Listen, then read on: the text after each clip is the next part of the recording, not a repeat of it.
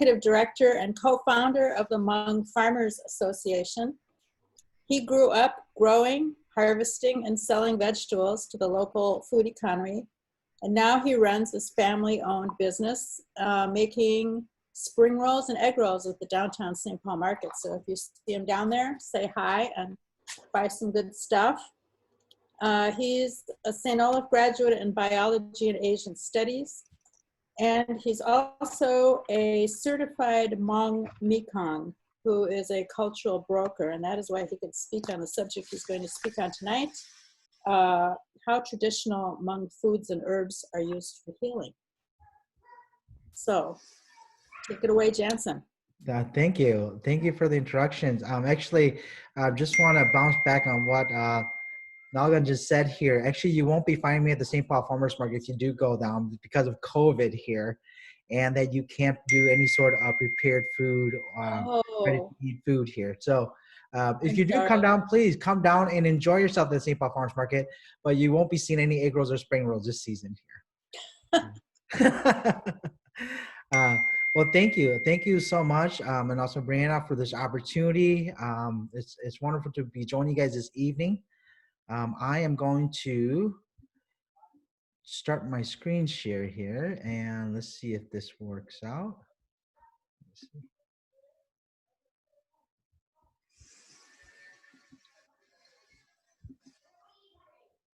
Okay.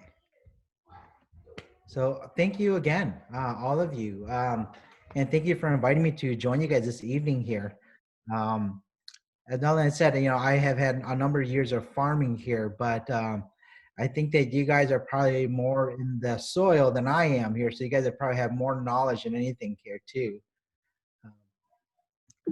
But let's see. Oh, hey. Sorry, I am playing with this because my screen is moving, but not moving here. Okay, there we go. Okay, great. So thank you all for joining this evening here.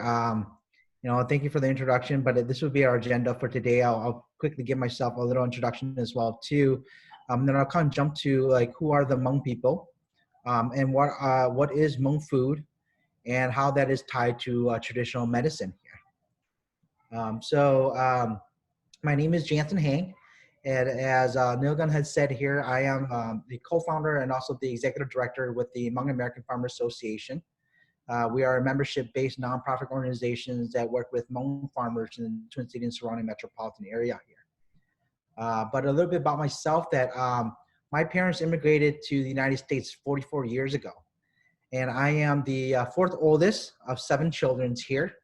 Unfortunately, the middle child too, meaning that you get the best of the best and the worst of the worst here as well. You get pulled in every single direction here. But a little background too is that I have been farming with my parents for over 25 years. And actually started picking cucumbers for Gitney's, a large picking company here in Minnesota. And over time, my parents had started to transition into mixed vegetable productions. And we started selling to the St. Paul Farmers Market and also the Minneapolis Market here in the metropolitan area. And as newly immigrant, my parents has always instilled in us children here that the key to the success is through an education. And every summer we would farm to generate income for our private school tuition. And it was necessary that all of us would contribute to the family farm operation, to plant, cultivate, to weed, harvest, and also sell produce at the farmers market.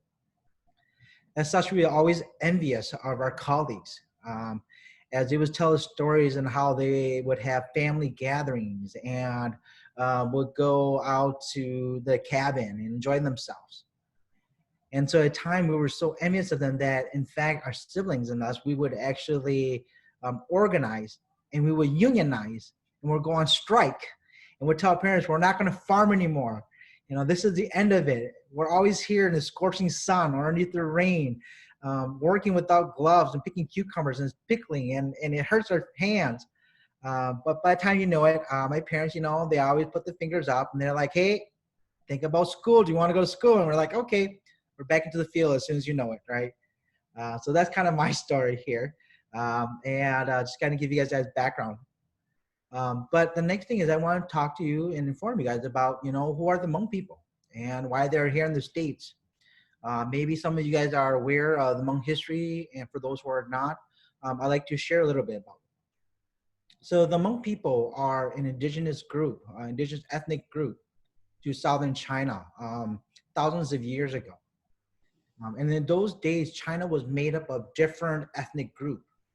And each of those had their own like principalities and kingdoms. And they were warred against each other for power.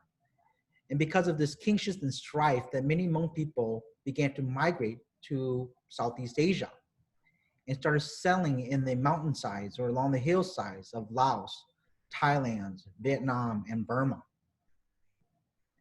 But the Hmong people were a minority in Laos, and they were very poor. So on the mountainside here, they live as subsistent farmers, and they only grew. Sorry, my slide wasn't working. And they only grew enough for their families, right? So it's got kind of like a classic agricultural problem of like no surplus, no development here, right? Every Hmong farmers employed many conservation practices, successive planting, intercropping, polycropping, companion planting. Of course, the whole operation was organic because they didn't have any chemicals, or nor did they have access to any sort of chemicals.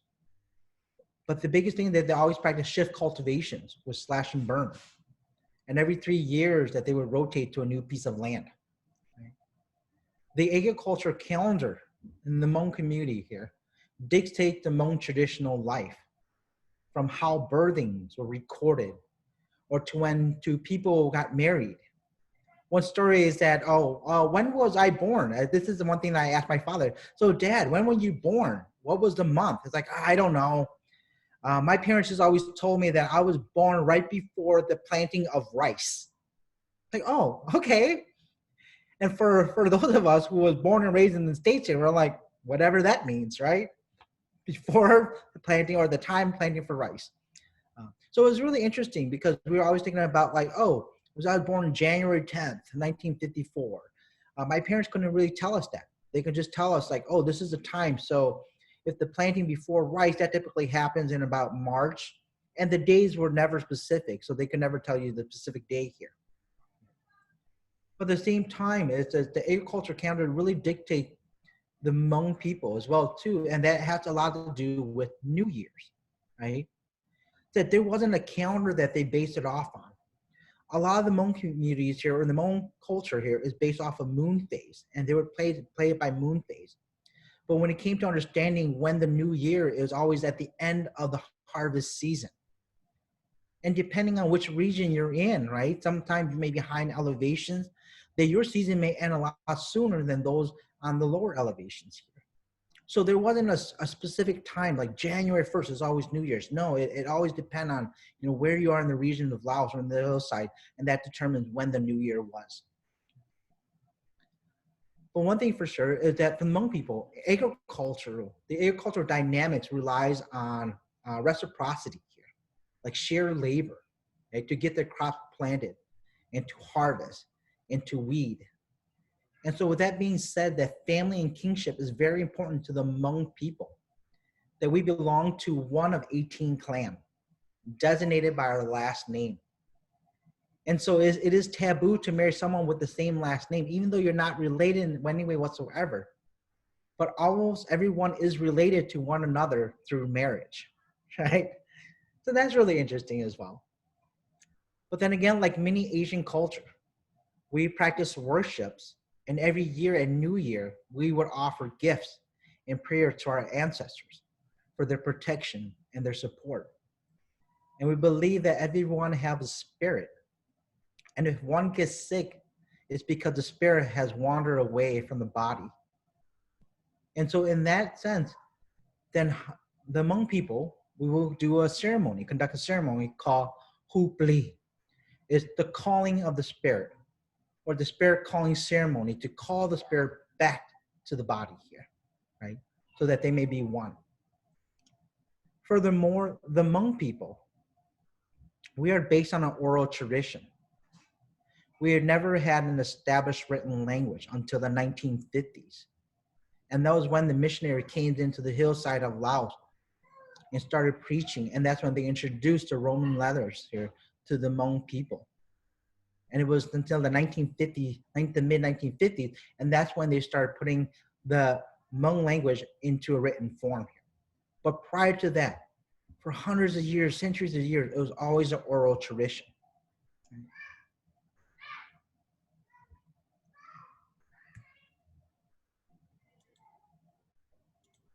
But just to fast forward things here, it's something that you guys are probably more relevant about nowadays than the story that I mentioned earlier here.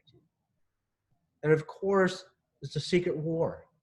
That in 1954, the United States has signed the Geneva Accord, which basically said that the United States would not get involved in the conflict that was simmering in Southeast Asia.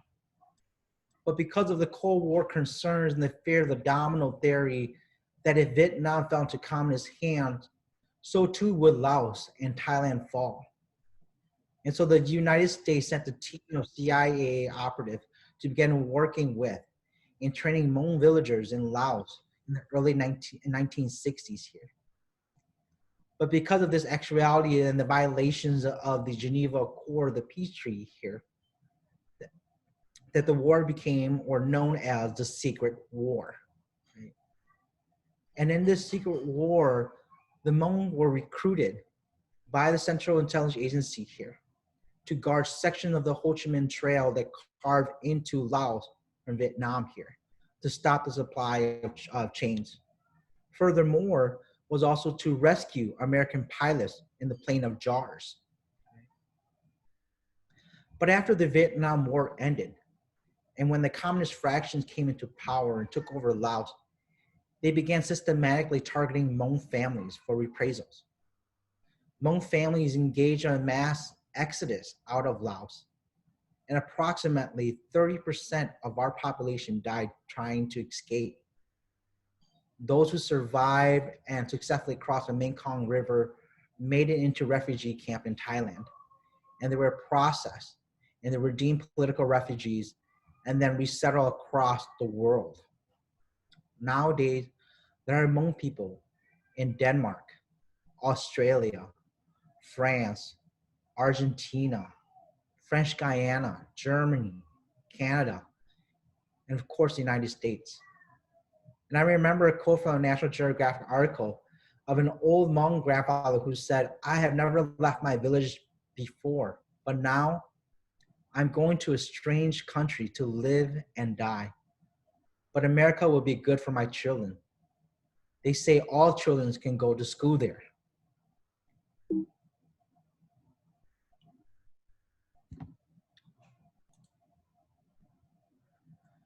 So who are the Hmong in Minnesota, right?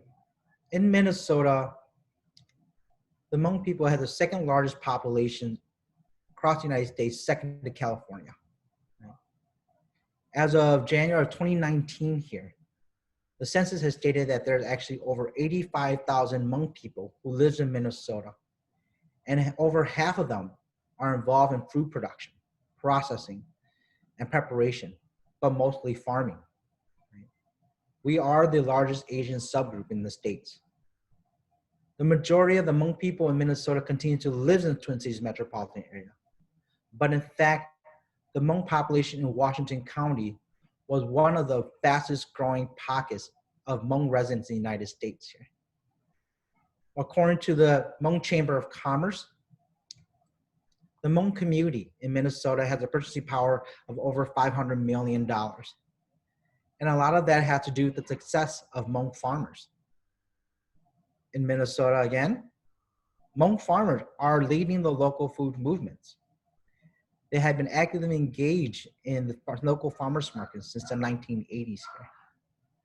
According to the USDA studies here, census in 2011, that over 50% of farmers in the farmers markets in the metro area are Hmong farmers here. And of course, farming is attractive to the Hmong families here, very much like mine, because our parents did not speak English, nor did they have the skill sets that's needed in this post-industrial society. But they knew how to farm. It has always been farming for all their lives and passed on from generation to generation. And they were not afraid of hard work. And so families helped each other. And pretty soon the Hmong farmer became seen at the farmers market. And between the Minneapolis and St. Paul farmers market, the strongest farmers markets in the metro area, there are over 500 Hmong farmers. And that's just at the tip of the iceberg.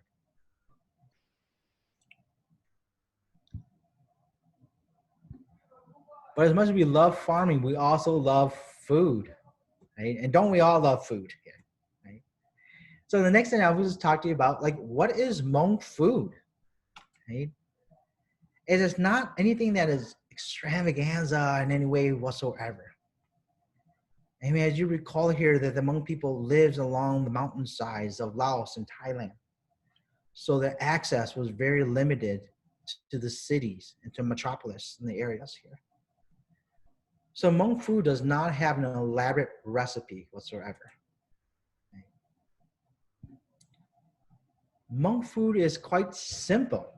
It's very simple, but it's flavorful. And that's because of the seasoning that they use and the herbs here. But for the most part, I say it's also simple because they love the flavor of just the produce itself. That says a lot about it. And it's that natural flavor that they enjoy the most here. But the biggest thing about Hmong food is that it also tells a narrative of the Hmong people. It tells a narrative of where they live, because some food are accessible, some food can be grown. As we know that. As Minnesotans, we can't grow produce that's grown in the South or on the West Coast, right? We're very limited. Although at the same time, I know that we're quite innovative as well too, because we will try to grow stuff from the South, right? We're like, oh, we're gonna try this.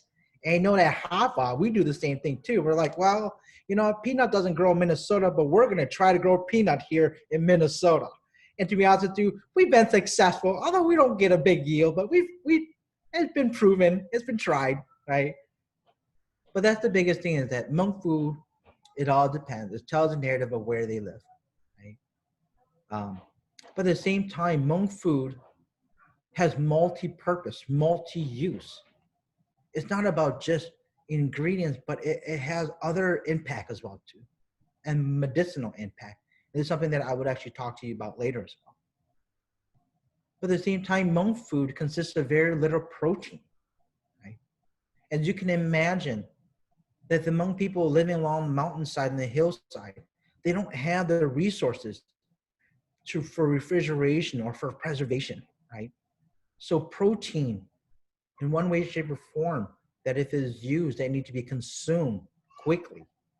And like I mentioned earlier, that the Hmong community is a very close niche community here, that when you have large consumptions of proteins here, that the entire community is invited to join you to consume it, right? The other thing is that a lot of it has to do with about tactics to preserve meat. Many of the Hmong people, they would smoke their meat. They would turn to jerky to really elongate it, so that they can actually have meat continuously without having to process it on a daily basis. But Hmong food is also depending on the region, like I mentioned earlier. Certain areas you may have it, certain you don't have it, right? But the biggest thing is that Hmong food is a necessity, because we focus a lot more on the vegetables and produce that we grow. And in that sense, that farming is a necessity. And that is why farming is so attractive in that way. It wasn't an option. You had to do it if you want to live, because you need to eat. And that everything that you actually eat is what you grow, right? Unless in some instance that you can potentially forage, which Hmong people forage a lot as well too. And that itself is incorporated into the Hmong diet and considered to what we eat as well. So you can see, very common, right? As you would say. I mean, see the pictures of the different food that Hmong people eat. It's the tofu, but it's not that tofu It's that multi-use, multi-purpose, right? They grow the tofu, they grow the soybean here that they can consume it. And at the same time, any sort of access, they would actually process it and turn it into tofu here so that there's longevity to it, right? Or like if you see the pictures of the sugar snap peas here, that is not just about the peas itself, eating or consuming just the peas or fruit, but it's the bottom picture is about consuming the blossom as well too. So they're utilizing um, the entire plant here. You'll see mustard green. You'll see squashes, and very much squashes very much are like the sugar snap peas here. It's not about just the squash itself, but they also consume the squash blossom, which is excellent in soups, right? A pork soup or chicken soup is excellent here. Corn. And unlike, you may see that this corn, it looks like, oh, okay, some kind of white sweet corn. No, actually there isn't like a super sweet corn in Laos from growing up here. Actually, what you're looking at is some sticky corn, right? But the biggest thing is that Hmong farmers here, and now it makes sense to me that growing up, they grow varieties of produce of even one crop of corn. There's 3 varieties of corn. One is for feed for the animal. The other one is for consumption, whether later in the season. And then another one is a sticky corn that's for consumption for early in the season. But at the same time, because it's a sticky corn, what they would do is they would actually process it and grind that up and turn that into a kind of like a corn patty here, just to elongate the shelf life. Right? And then last but not least, you see the bottom of the picture here is a picture of nightshade, right? For many of us, we're like, that's poisonous, we don't touch, right? For the Hmong community, it's like, wow, it's part of them foraging. So that it is edible. As long as you don't eat the berry, you're good to go. But if you take the leaves and you eat the tips, it's actually really delicious. Not to my taste bud, I'll be honest with you. I'm young. I don't have that kind of taste bud here. But the elders love it. It gives you a little bitter flavor. And it's full of vitamin K as well, too. I'll tell you that. But that is nightshade, and that's from foraging. And there's a lot more produce, but I just want to really illustrate that, oh, here are some of the various different produce that the Hmong people consume.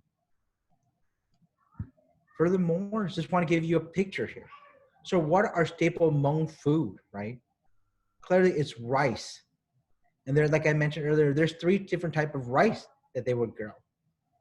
They will grow a rice that is used to be ground.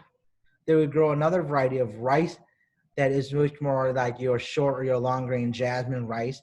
And they'll also grow another variety of rice or wheat, which is your sweet, sticky rice, right? And all this comes into different seasons as well, too. So your grounded rice would actually come earlier in the season. You'll take that and you'll grind that and turn that into more of a rice cake or rice flour and add that to your ingredients here. Corn is like what I mentioned earlier. These are staple crops. Greens. And what I meant by green is there's such a variety of greens here.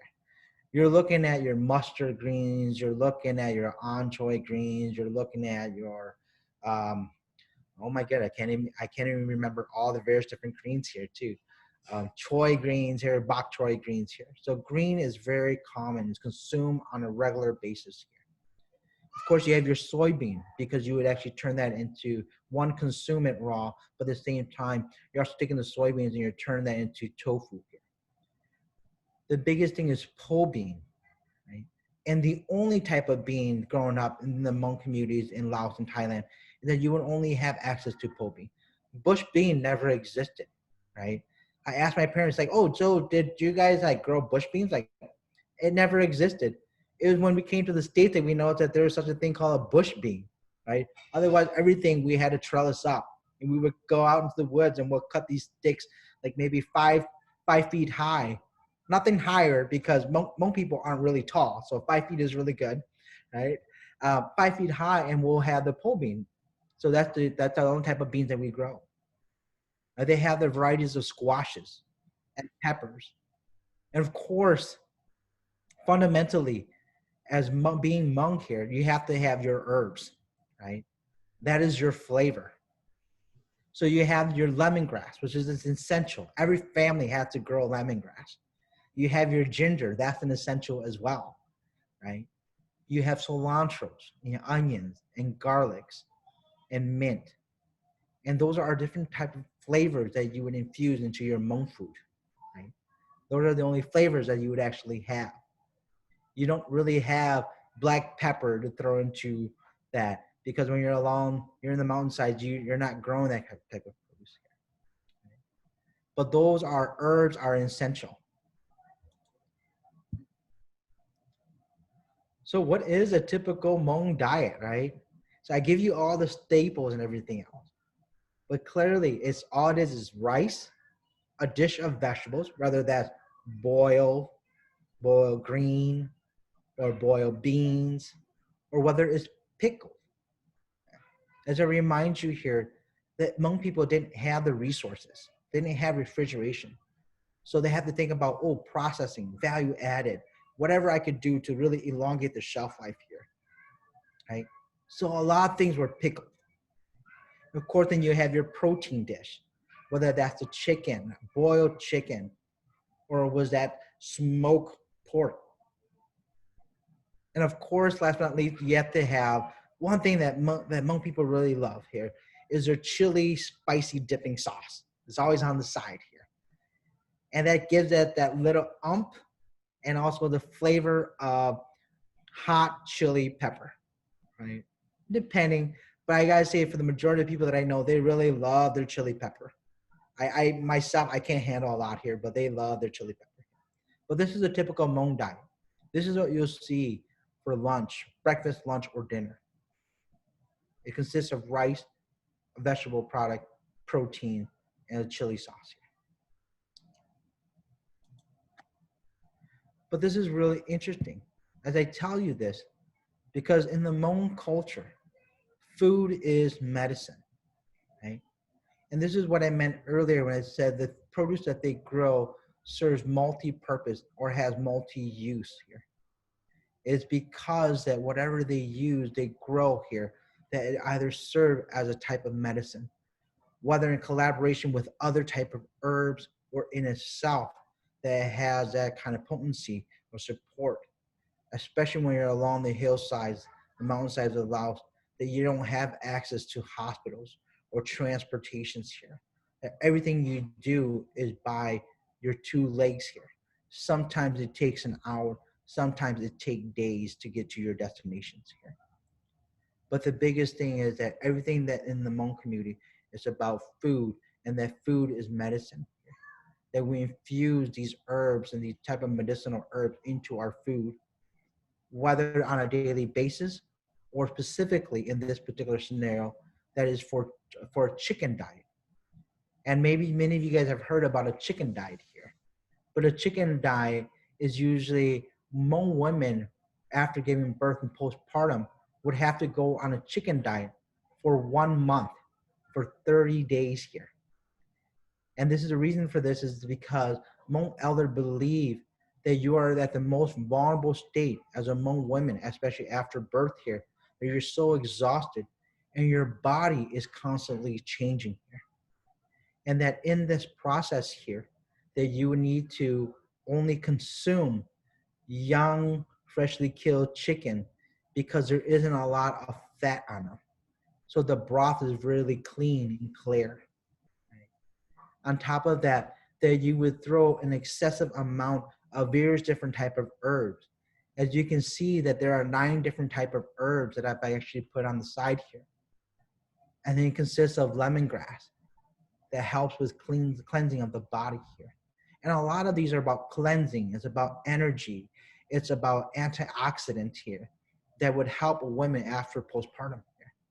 So we have lemongrass, we have sweet flag, red and green, we have Joe Pie weed, we have Okinawa spinach, we have red Malabar, red and green leaf beefsteaks, and mugwort. Like a lot of these maybe names that you never heard, but maybe names you've heard because a lot of these are, in one way, shape, or form, are more decorative plants, right? Than anything. And you're like, wow, I never thought that, right? Clearly, to be honest with you, I don't have the eyes. Hmong tradition in terms of medicine or medicinal herbal medicine here is primarily led and been passed on from one woman to another woman, never through a male here. Right? And not on that, but it is based on an oral tradition. So sometimes this is their practice, this is their skill set. So they have this proprietary over it that they don't want to share. So it doesn't really get shared with everybody.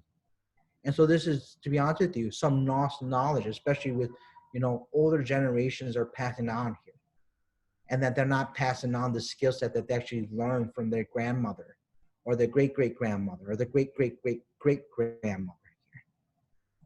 But this is it here. So this is food is medicine. It's part of the chicken diet here. And what you see, the big picture is that you see a pot and you see all this herbs on top, and that probably sits there. And so that underneath there is the chicken. So in postpartum, a woman for 30 days must eat this breakfast, lunch, and dinner, right?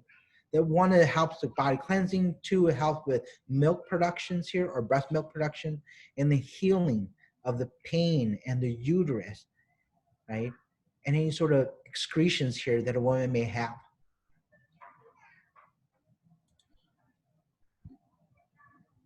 So to dive in about food as medicine, I also want to dive into like, what does it look like here? Right? When you talk about lemongrass, like what is lemongrass, right? Well, definitely lemongrass is an herb. But the Hmong community here, the Hmong people, we believe, and we see this, that lemongrass help with gastrointestinal spasm, right? As you can think now, like, okay, maybe that's why you use lemongrass for postpartum, right? It helps with diarrhea. It helps reduce any sort of spasms and pains and swellings, right? So it's like, wow, okay. So I can't say I'm not a woman here. I've never given birth here. But just from what I thought, I'm like, this makes sense, right? Truly, it makes sense. Another type of medicine here, or Hmong medicine, is ginger, right? And we all know ginger, right? But in the Hmong community, it's like, wow, okay, ginger helps with headaches, migraines, or vertigos. My parents have actually done it before, and I'm like, oh gosh, I'm a little dizzy. I don't feel good. Like, here, stuff ginger in my mouth. I'm like, ew, this is nasty. Like, I don't consume this on a regular basis. This is horrible. But it also helps with respiratory problems. Right? And these are just traditional practice. Nowadays, it's different stories. We're so creative that we mix. Like, we'll do a ginger tea or do a lemongrass tea, right? Different ways of approaching it. But back in the days here in Laos and Thailand, and I'm saying that I am reflecting all this in the traditional aspects here of Laos and Thailand here. Because clearly this is not the case here in the United States. Everything comes in such an abundance here that it's not an issue whatsoever anymore. Except for some of the truly traditional herbs or others would say as more decorative plants and everything else, that some of the Hmong women here was still are not willing to share with you those information or what is their product. But granted, at the same time, for someone like myself, I probably won't have the eye to distinguish, one type of plant from another type of plant. The others is bitter melon. Right? I don't know how many of you guys have had bitter melon or have seen bitter melon. I'll be honest with you, just looking at the picture, it's not the most aesthetically pleasing crop there is as well too. But surely the name says it for itself. It is a very bitter product. Very, very bitter product, right? And so, but bitter melon was found to do and to help is with diabetes and digestive problems and circulatory issues as well. And so that can get consumed, whether in form of a tea or broth, or sometimes they love to incorporate that into a pork broth soup, or slice it and dice it into your scrambled eggs. I'll be honest with you, this is definitely more of an acquired taste than anything. I think it's a little too strong for my palate. But I know that as I'm getting older here, my palate is constantly changing. The stuff that I hated as a little kid, I'm starting to enjoy it and find it refreshing. And I'm like, oh, that's a sign I'm getting old here. Right? It's a little nerve-wracking for the most part too. And the other thing I want to show you is fish wort, right? And fish wort, you're probably thinking like, okay, yeah, it's definitely just a decorative plant and everything else here. But actually, this particular plant helps with hypertension as well as digestive problems. But at the same time, it's not only just used for just a medicinal purpose here. Fish wort is actually very common if you have gone to any sort of Asian restaurant and have what they call the larb or la, which is a ground beef or chicken, and then they add a bunch of seasoning here. That fish wort is always served with that dish here, and then you would actually eat the leaves of this with the meat here, with this la dish here, and it's actually quite delicious. Although I myself is not the biggest la fan, I would prefer other things as well.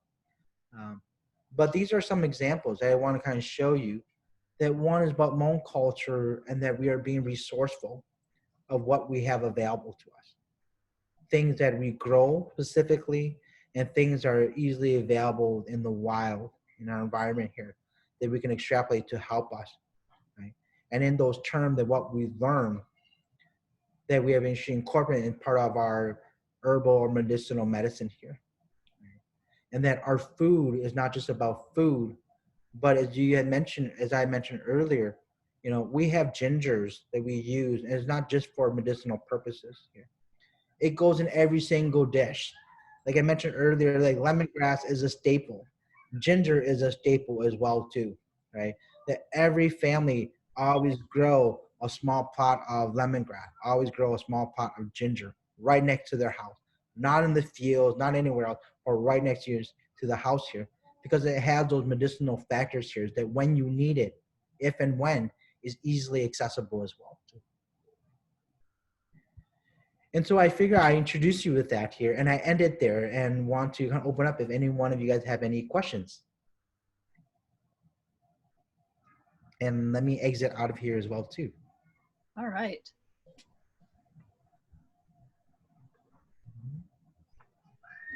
No. So. You mind if I stop the screen share then? Oh no, yeah, absolutely. I was trying to get out of there too. There we go.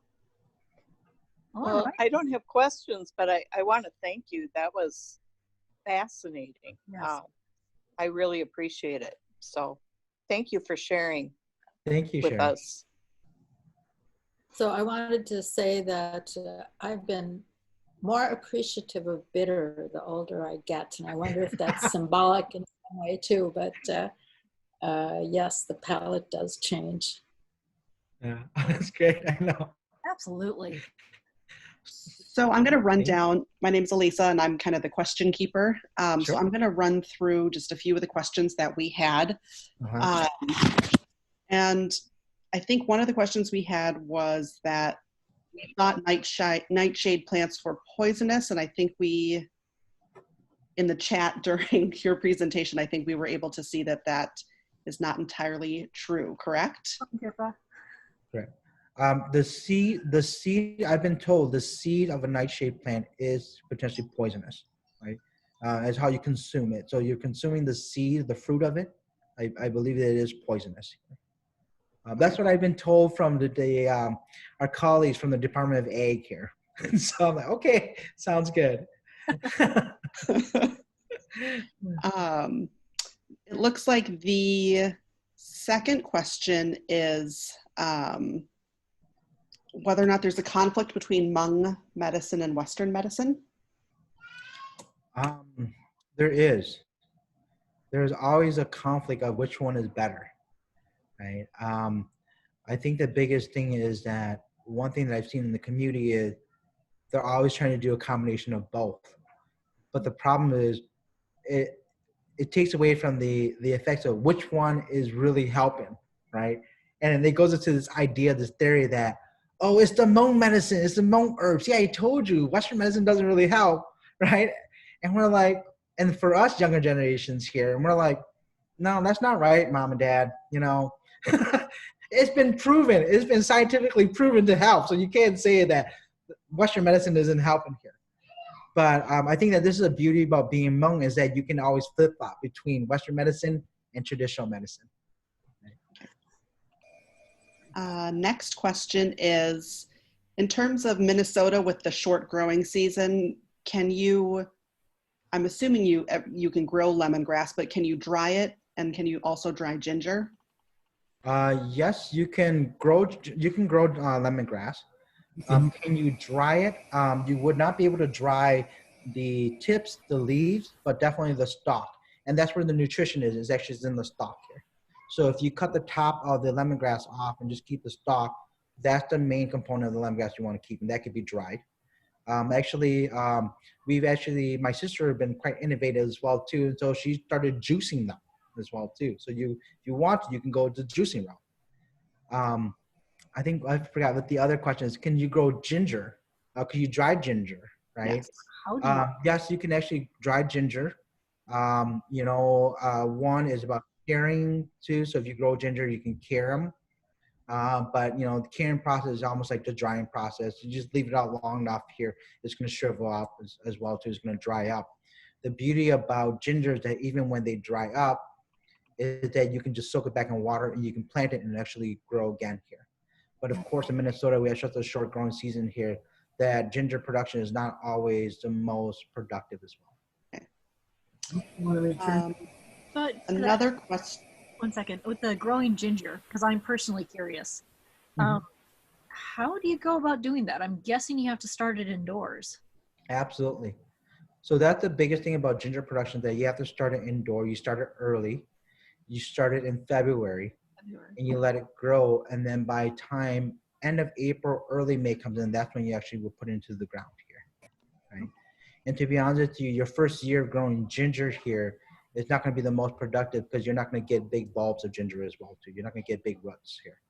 So you're going to get small roots, but the biggest thing about ginger is that you would steal away from it and let it stay there so that next year it can actually grow bigger. So you leave it in the ground over winter? You would leave it in the ground over winter. Really? But the biggest thing is that we personally have not tried it outdoors. At Hoffa, we actually have a high tunnel. Okay. So we do it inside high tunnel production, right? Okay. So it's safeguarded from the harsh winter that we run into. And there's a note too from Tifa that she had it growing in her cold compost pile last year, and she was surprised that it was growing. Right. Very well It insulated. is cold, but well insulated, right? So then the next question would be, does Hmong cuisine use the castor bean plant? I've seen it in many gardens, and I know that castor oil comes from the bean, but is that part of the Hmong diet? It is not part of the Hmong diet. The castor beans is not part of a Hmong diet here. They are limited. Hmong people growing up, they have never really learned to extract maybe oil from the produce. So the oil that they would use to actually cook their produce or deep fry it or stir fry is primarily from the animal, primarily just more so pork, pig than anything as well. Okay. Can I ask a follow-up? Because that was my question. Yep. Sure. Yeah, about castor bean plant then. Just why is it so commonly seen? I live in Frogtown and I see it all over gardens that I assume are Hmong gardens because of the way that they're trellised and so forth. Is it just because it's such a beautiful plant? It is gorgeous. But they would eat it too, but in terms of the oil, it's extracting to the oil source. So they do consume it. What part would you eat? Because the bean actually is very poisonous.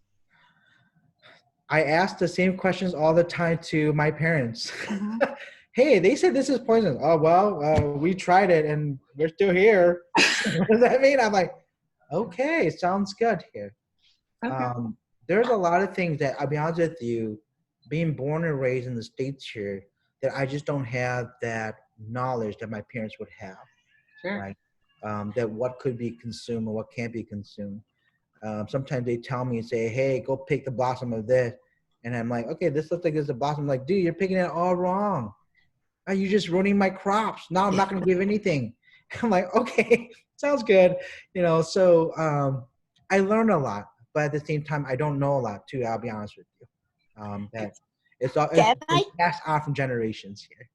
Can I talk about castor bean? Please. We grow castor plant in India a lot. It's mainly deterrent to animals, and castor oil is given as growing. When I was growing, India and most of the tropical country, we have parasitic infestation, like you have worm infestation, we call it, like pinworms and tapeworms and things like that, olden time.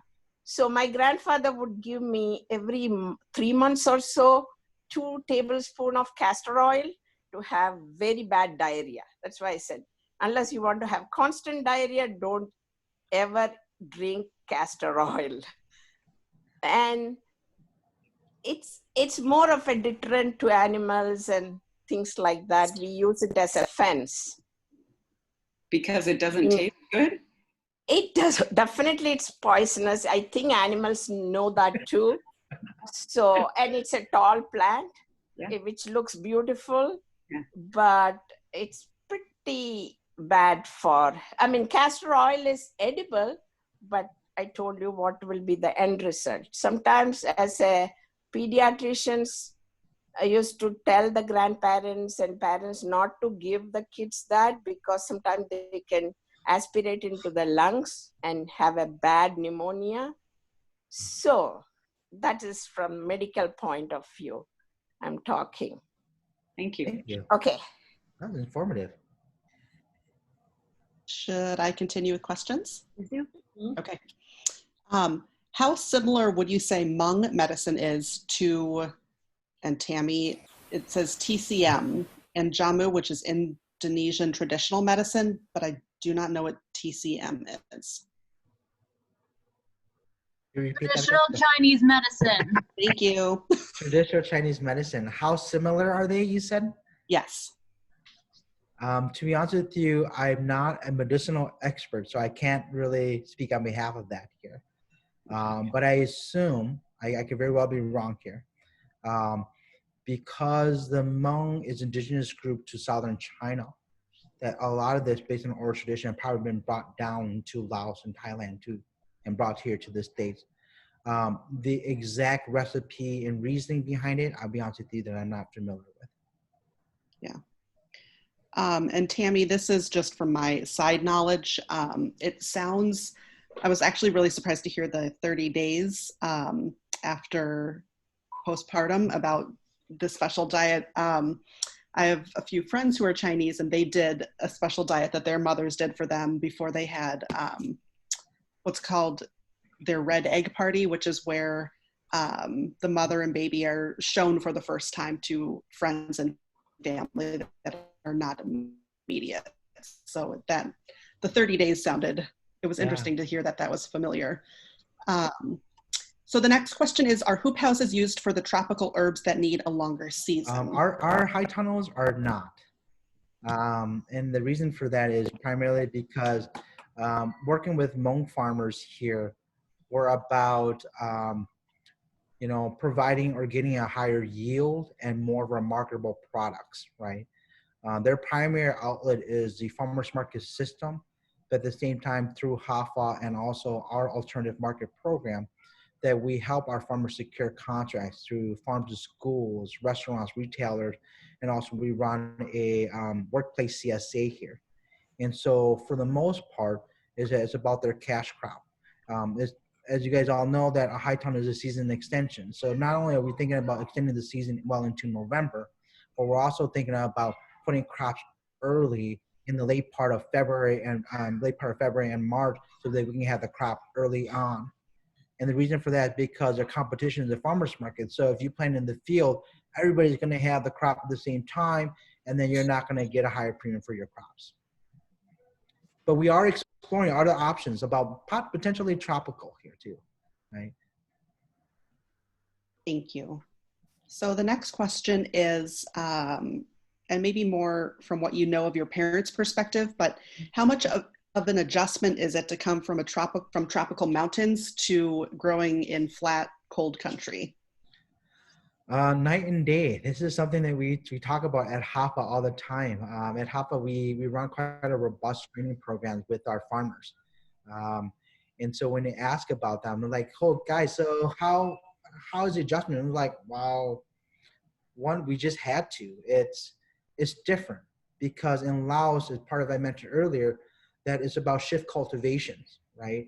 Being here in the state that they were fixed to that property. And then now then you introduce them about like, oh, fertilize, you got to fertilize the ground. I'm like, fertilize the ground? I've never done that before, right? So what are you talking about fertilizing the ground here? Or you have to talk about like, okay, you need to build beds. So like, why would I need to build beds here? I never did that in back in the days here because we always on the hillside, right? And so when these storms come through, I think things get washed and so be it. But here it's like when you're farming on flat ground, when you have, you know, beautiful Minnesota weather, as many of you guys had talked about earlier, whether that's the heat or excessive rain here, then your crop will get drowned, right? And that's something that we always tell our farmers, like maybe you got to think about building beds here when you're produce farm. So the planting process itself is completely different. It's night and day here. And many had expressed that. But I think the biggest thing that they've always said to me over and over again is the fact that now they're fixed to a land. And when we talk about building soil health and soil fertility, it's a hard concept to grab, right? Because they've never been fixed before. Thank you. That really helps. I had a follow-up question. So there are some Hmong that are living in McDonough homes that have access to plots that are about 400 square feet, which is a lot.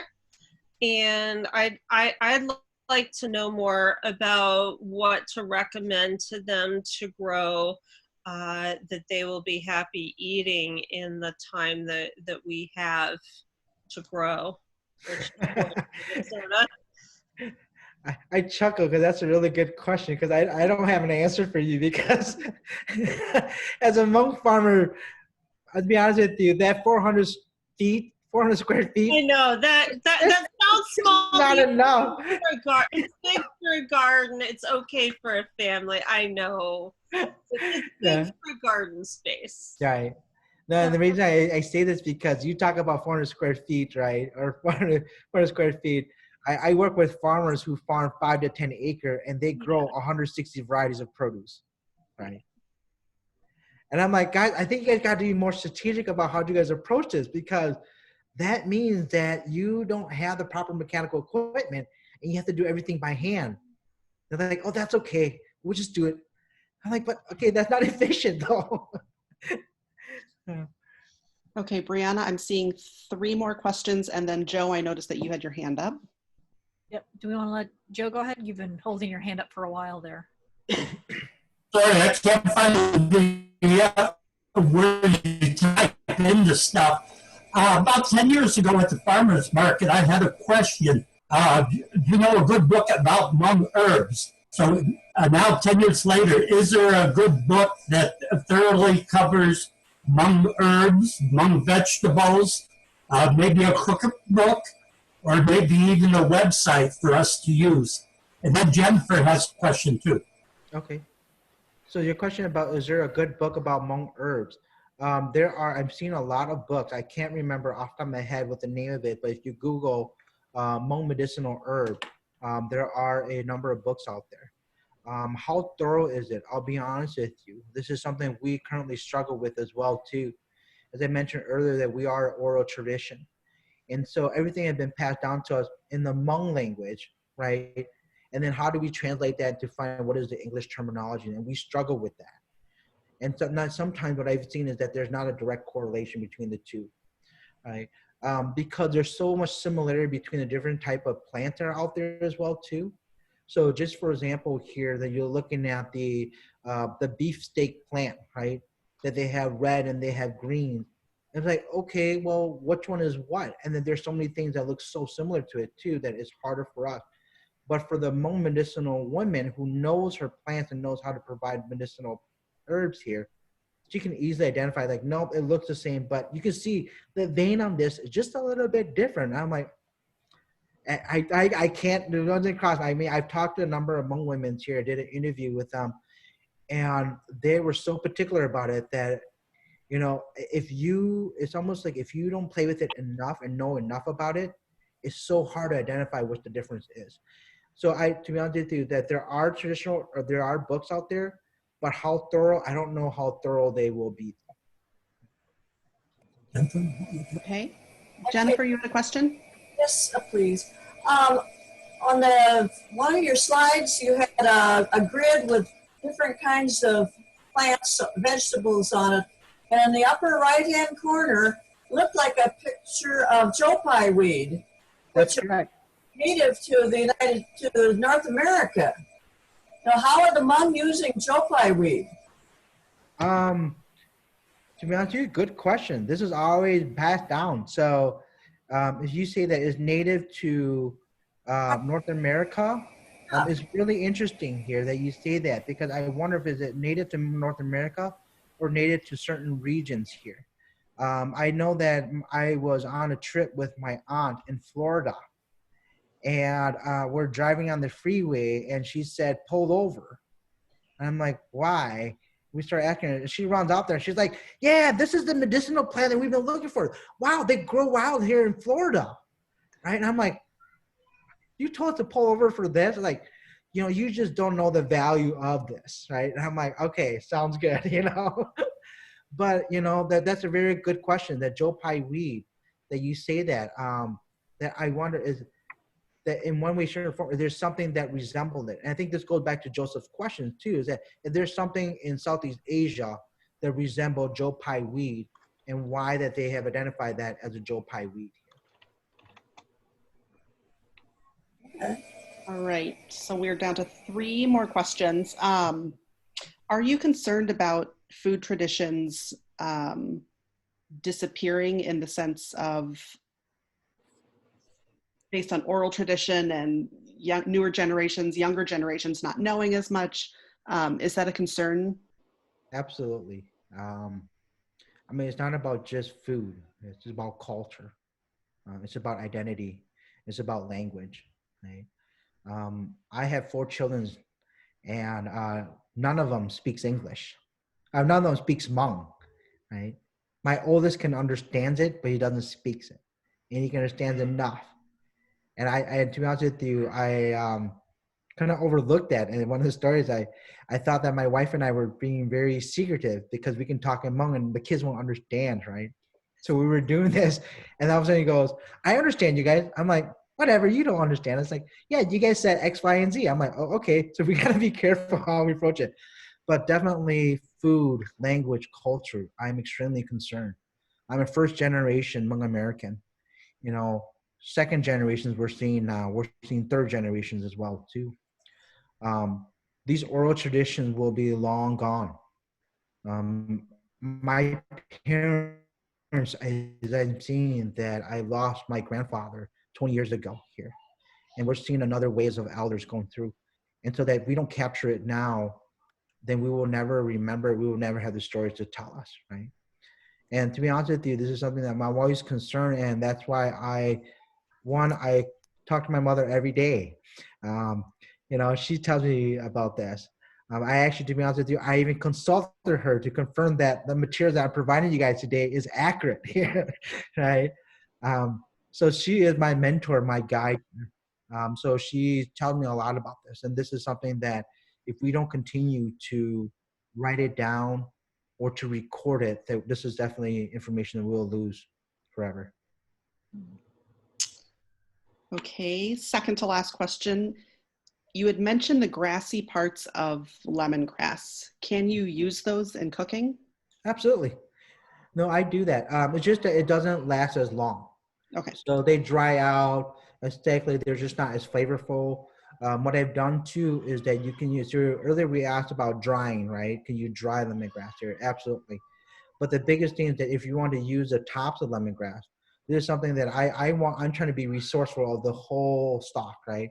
So what I do is that I'll cut the tips off here, but I will actually put it into a Ziploc bag and put it in the freezer so that it retains, it doesn't dry, and then still retains the flavor as well too. Okay. And then last question is, what is the business model for the Hmong American Farmers Market in terms of like who you partner with? Mm-hmm. So Hmong American Farmers Association, we are a membership-based nonprofit organization here.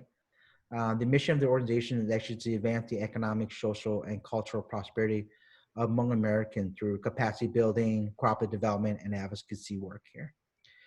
So at HAFA, that we have what we call is a theory of change. It's about changing the dynamics of food systems, especially in immigrant minority communities, and particularly the Hmong.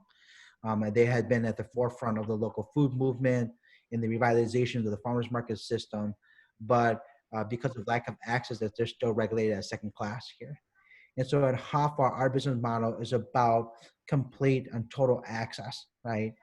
To build a fair and equitable food system, food and farming system for Hmong and also immigrant farmers, that they need to easily and be fully accessible to land, market, business, trainings, and research simultaneously.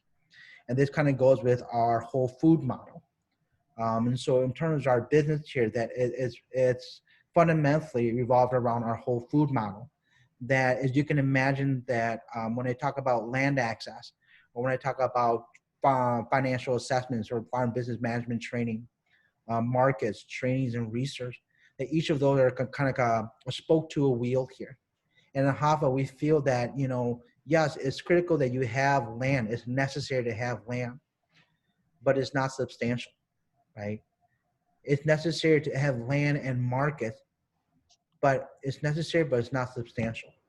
And the reason for that is that if you have land, if you have market here, but you don't have the training, right? Then how do you become innovative to kind of build your farm business operation, to sustain your farm business operation, right? Or if you have all that, but you don't have the financial literacy, how do you really maintain your farm business operation? So at HAFA, all of those part of whole food model, those are kind of the our programmatic approach here. So at HAFA, we run our land access program, where HAFA manages a 155-acre farm in Vermilion Township. So if any of you guys are traveling down south to Rochester off of 52, you are probably driving right past the HAFA farm, both sides with all the little red sheds. That is a HAFA farm there. And on that farm, we work with over 100 Hmong farmers. We work with them on sustainable practices, contour farming, which they all know about already too, but cover cropping here, succession planting, a number of things here, soil, water qualities here. So we do that on the farm. But at the same time, we also run a farm business management and financial assessment here to really educate our farmers about financial literacy, as well as that in that program here that we work with our farmers to generate a farm business plan, and they can take that and go to farm service agency or CompTIA and obtain a microloan or operational loan here, as those are some of the requirements. The other thing that we run is we run quite a robust training program here. Our training program is a bilingual, bicultural training. So everything is conducted in Hmong here. And we focus on anywhere from soil health, soil fertility, to integrated pest management, food safety, and even a session on farm machineries and maintenance. Of course, we're not skilled. We're not completely skilled in all those. But what we've done from the very beginning of HAFA is that we also, the reason for this whole training program is we want to deviate from the traditional model of this whole, expert down. Like, we bring an expert to teach them. HAFA wants to have a paradigm shift of that here to really focus that as an educator, you're also a learner, right? Because what we learn is that Hmong farmers are just as innovative and are just as knowledgeable, but the fact that they don't know, or we don't know the direct translation from English to Hmong or Hmong to English here, that they're not able to articulate that, right? So that's one of the biggest things here. In fact, there was a story, actually is a story that I want to share with you, is that we work closely with the Minnesota Department of Agriculture and their integrated pest management team here. And he came out and conducted a site visit on a farmer's field. And in a farmer's field here, I mean, she is to us, she's the expert of Brussels brassicas, right? She grows Brussels sprouts like you wouldn't believe it here. And the funny thing is that, you know, through trial and error as being this expert in Brussels sprout, and that she learned that Brussels sprouts loves airflow, right? When she did it 5-10 years ago here, that she grew them in a large cluster. And when she found that all the sprouts on the outside grew really big bulbs, but everything on the inside are very small. And so through trial and error, what she done is that she had grow her Brussels sprout in 4-row increments. So she'll grow 4 rows of Brussels sprout, and then she'll leave like an 8-foot gap. And then she grows 4 rows of Brussels sprout, and she'll leave another 8-foot gap. Well, of course, because you're limited with resources and land here, so she want to maximize it. So what she do with that 8-foot gap, she threw in cilantros and dills and everything, right? And then when this staff at the Department A came, he's like, "Oh, this is so cool. You know, you are practicing IPM." And she's like, "What are you talking about? Like, I don't know anything about IPM." It's like, "Well, why do you do this?" And she told her stories about Brussels sprout. And he goes, "Well, this is very innovative here because I'm going to come and talk to you about IPM because I come from IPM background here. And what you're doing here is that because you're growing Brussels sprout, but you leave these gaps and you're growing like cilantros and dills, everything that flowers here, that you're introducing good pests to fight off all the bad pests that's affecting your brassicas." And she's like, "Oh, well, thank you. I didn't know that. I'm just trying to maximize this land here," right? So those are definitely one thing here that is story about training that we do. And that's why we want to deviate that. It's not about the expert down here, but farmer in itself are truly innovative. And regardless of whether they have the educational background to support them or not here, that they do a lot of things from child and error and they understand things. And last but not least, HAFA, we run a alternative market program. And in the alternative market program, what we do is we run a food hub. As I mentioned earlier, that we aggregate from all of our farmers on the HAFA farm here. And that we help our farmers with secure contracts here, so that they have that they can diversify their market outlet beside the farmers market. You know, and clearly, like, it's really clear, the picture is clear now more so than anything, but even prior to this is because, you know, all their crops and what they grow is completely invested into the farmers market system. And if something happens to the market here, then that is a complete loss for them as well too. So through HAFA's Food Hub, we secure contract with, you know, wholesalers, with Mississippi markets here, farm to school programs, and then we run a 700 CSC workplace program as well too. And companies that we run a VegRx program here, as well as an in-home daycare CSA program to support low-income food secure providers on the east side of St. Paul. So our biggest thing is that our partners is that at HAFA, you talk about, ask us about our partners. You know, we in itself, we believe that HAFA itself does not have the capacity to create change, to create system change, especially in the farm and food industry here. And collectively, that at HAFA, we believe this is part of our theory of change, that we need to build a collective effort among everybody, whether that's a farmer or key anchor institutions or partners and collaborations to really make or create system changes here. So currently, right now, at VegRx program, we work with Fairview Health Services and Blue Cross Blue Shield, and we work with a number of these clinical sites in the Twin Cities metropolitan area. We also work closely with Institution for Agriculture, Trade, and Policy, where they do a lot of work around early childhood development here, and that's where we got involved with, you know, the daycare systems and providers. Right? So our work goes all over the place. I mean, we work closely with extensions here, University of Minnesota Extension. We work closely with Grossman Lab at the University of Minnesota. We partnered up with the Good Acre. And if you guys are familiar with the Good Acre, is a food hub as well too. They support immigrant and local producers. So we're trying to build a cohort of like-minded, like-value individuals to really kind of change the food system here in the Twin Cities metropolitan. And that's kind of HAFA's business model. That's expansive. Thank you. Brianna, so Janssen, if you still have time, the questions keep rolling in, so I'm not Okay. sure what your time frame is. Sure. Okay, so the next question that we had was, and now I have to scroll to find it, is whether, like, how is composting, like, what is the concept of composting within Hmong farming? So it's never been, it's not an established practice. To be honest with you. It's not like what we do here, what we learn that, okay, we designate this is a compost pile, you throw everything in there and you turn it, right? So that is not a common practice of Hmong farmers. This is something that we started introducing to them.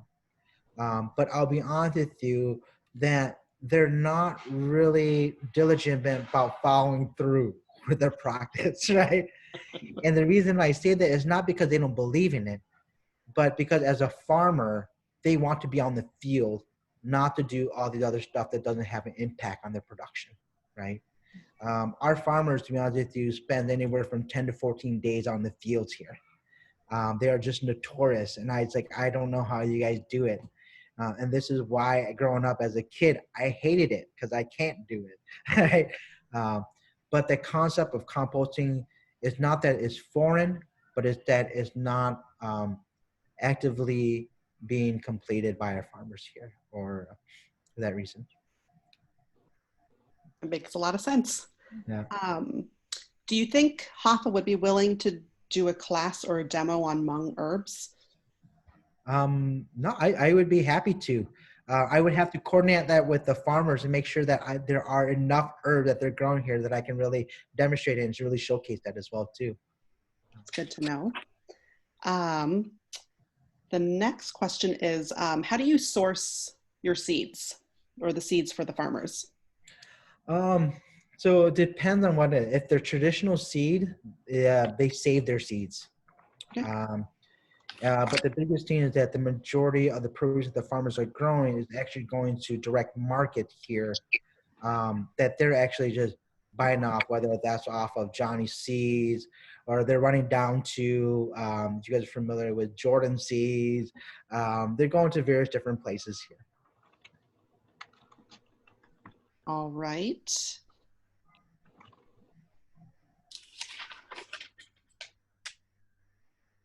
Oh. I think you're on mute. Yep. Yeah. How can we as Master Gardeners help support the Hmong community? Okay, could you say that again? I think I caught the last part there. Yep. So how can we as Master Gardeners help support and become involved with the Hmong community? Good questions. I think that there's a lot of things. It's about being informative, right? As a Hmong farmer, you only know what you know, right? And so you're constantly limited. And this is something that we're always finding out, that working with some colleagues of mine who are master gardeners as well too. They're like, oh, well, have you thought about this? I'm like, no, haven't really thought about that. I'm like, yeah, this is a really good solution as well too. So I think the biggest thing is exposing yourself. Two is, any information that you have, be happy to share. And maybe for one of our training sessions is during the winter month, we'll love to invite you guys to kind of share what you have and the knowledge that you have and share that with farmers. And it's not about learning, but it's about exchanging ideas and thoughts and innovations and everything else too. That would be a lot. I saw a lot of nodding. Yeah. And I think this is the last question. Okay. It looks like Hoffa has some volunteering opportunities. Are those volunteering opportunities open to non-Hmong people? Absolutely. No, we are building, we're definitely building our portfolios of volunteers. And they are, to be honest with you, the majority of them are non-Hmong volunteers here. Actually, in the past, we have actually worked closely with Wells Fargo, some corporate institutions as well too. They have their kind of corporate wellness volunteer, or what would you say it? God, I forgot what the term is. Community service, right? So every week that we have all these staff from Wells Fargo who would come and help us with packing our CSA program, So absolutely, if you're interested, please sign up to our volunteer program here. Of course, right now with COVID, we're being extremely particular of how we approach it as well too. So that if there's a particular day you're interested in there, if we have too many, we may limit the number of volunteers to make sure that there is adequate physical distancing that's actually happening on the farm. Fantastic. Well, again, thank you so much. I think we all learned quite a lot tonight. Thank you, Brianna. It's a pleasure. It was great. Feel free to stick around. We're going to kind of go into our business meeting real quick and cover some of the other topics that we've been discussing. Okay. Or if you want to bow out, feel free. Yeah, well, I will follow. I want to thank you all here for this opportunity. I'm going to follow up because I know my kids are screaming up there here. And so I probably need to go help my wife out. And she's probably thinking like, it's after hours. You're not working anymore here. You know, get up here. But for the most part, thank you so much for this opportunity. We'd love to connect with you guys as well. You know, I apologize. I should have had put up my my email and everything else here too. But Brianna, I have your email. Be happy to, if you guys have any follow-up questions, feel free to email or call me as well too, and be happy to answer any questions you may have. Thank you again. Thank Good you. luck with the kids. Yeah, have a good evening there. Bye-bye.